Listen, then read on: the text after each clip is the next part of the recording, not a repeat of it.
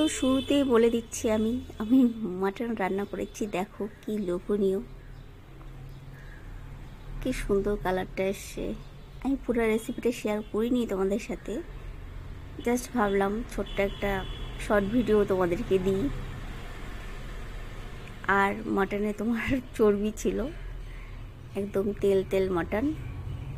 তেল আমি সামান্যই দিয়েছিলাম, আর কি লোভনীয় কালারটা এসছে।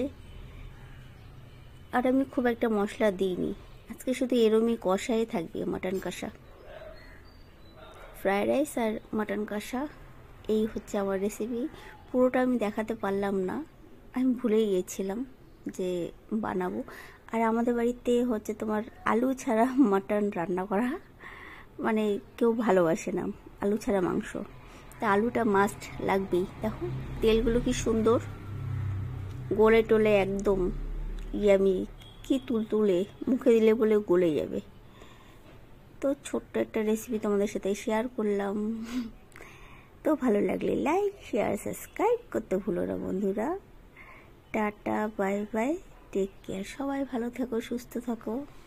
তো এই হচ্ছে আমার মাটন কষার রেসিপি। তো টাটা।